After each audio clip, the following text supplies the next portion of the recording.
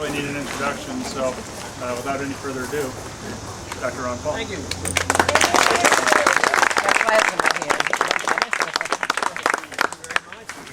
great to be here. If you were at my home in Texas, it would be a smaller backyard, and also we wouldn't be standing outside.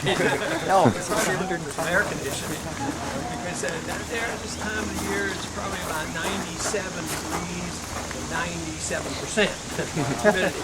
But anyway, we made a choice and we moved to Texas on purpose. We're delighted to visit here. Matter of fact, we're in town today because we're having a family reunion. My brother lives here, and there are 5 boys in our family. We rotate around and we go to one of the brothers' home and have a reunion each year. So Dave is standing back here, Margie. He raised his hand. He came here to retire. He's a minister, and he had a church in some place near Detroit, someplace like that. He said to really enjoy life, he had to get out of Detroit. So I lived in Detroit. Carol and I lived in Detroit 2 years, and I was at the Henry Ford Hospital, did medical training, and I wasn't very glad to leave because they drafted me. They hauled me off to the military. My wife is sitting over here. My wife Carol. So we're delighted to be here, and it's been very nice. It was no problem at all to come and meet friends and supporters. Some people think of Michigan as being so liberal and so big government oriented. You can't possibly have any supporters of Michigan.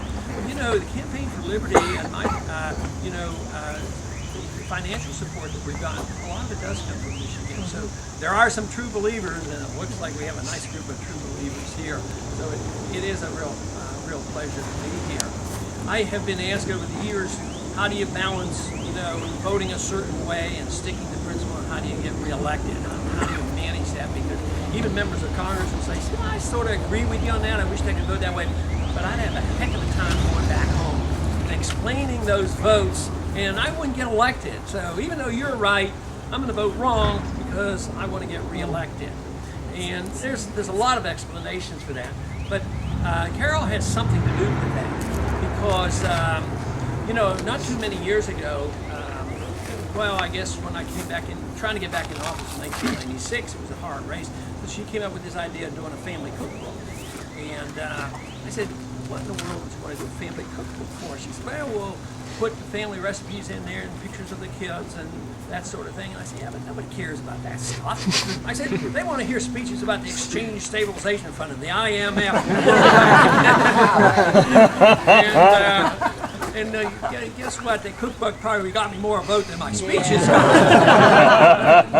So there's a lot to politics. I think it is important to rally people in politics. And that is for your financial support and your dedicated workers. And that's certainly what we had in the presidential campaign. A lot of dedicated people, enthusiasm and financial support. For the most part, people who do the voting, most of them never get involved. How many times have you met somebody about a day before election? They think you know a little bit more about the candidates. They'll come and they say, hey, what do you think about this? And they'll walk in at the last minute and say, well, what do I do here? Oh, I'm a Democrat. Vote Democrat. They never think much about it. So I just work on the assumption that's the way it's going to be. But for the most part, people are energized in the conventional politics by power politics. Who controls the power? How do you raise the money? And how do I satisfy those people who support the candidate?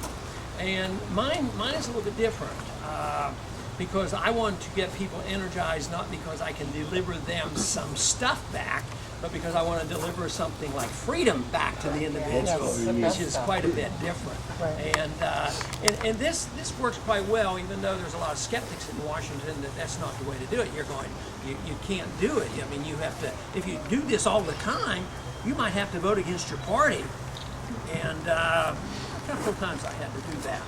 And, but the whole thing is, on long run, it may be difficult. If the party is in power, it is more difficult because the litmus test there is party loyalty. And I understand that, but I just happen to disagree that that's what we're supposed to do. We take an oath of office to obey the Constitution. If you have a moral and economic firm belief in something and you tell the people this is what you believe in, if you believe in free markets and less taxes and hard money and all these things, then you go and you dedicate yourself to how do you get along with the party leadership so you can get an appointment to this committee so that you can get some appropriations for your district that will make you more powerful and get reelected easily. And if I had to do it that way, believe me, I would have nothing to do with politics. So, and actually, I was pretty well convinced that there was no future at all for me in politics. Because the first time I decided to run, after I was drafted, we went to Texas, and I was there. I stayed in the military total with reserve for 5 years, but finally went back and got my OBGYN residency done. And that was 3 or 4 years into that, and I told Carol I was going to run for Congress because it was about that time when we had a major economic crisis in the 70s. Bretton Woods broke down, the gold standard was abandoned, and I said, this is going to unleash an unbelievable amount of spending and deficits and inflation and all these things that have, come about. And so she said, what do you want to do that for? I said, well, I want to talk about economics. She said, it's a dangerous thing to do. You could end up getting elected. But I told her back then, I said, she's absolutely wrong. She doesn't know anything about it. But she said, no, that people will listen to you and they'll know you're telling the truth and they'll vote for you. And so it told me that maybe there are enough people out there that will listen and respond in this manner. I think politicians generally look down on constituency and the people, that they have to pander and say things, and that if you're there to represent them and you have an understanding in a republic, we're supposed to study the issues, respond, and give you the information or an explanation, and rather than saying, well, how do the majority interests respond? How does the money operate? How do I get the money back again? But this, as far as I'm concerned, has worked for me because many times I don't have a Democratic opponent, and it's a marginal district. I do get some challenges. We'll have a challenge this time from Republicans because they don't think I'm Republican enough. But it's worked fairly well. So I think it should be encouraging. The other thing that should encourage us is, it's an awful lot of frustration. And already today, people are, how do you put up with that place? How do you stand it? And the system doesn't work. It's broke. When are they going to do it? You don't have enough time. When are they going to balance a budget? When are they going to do all these things?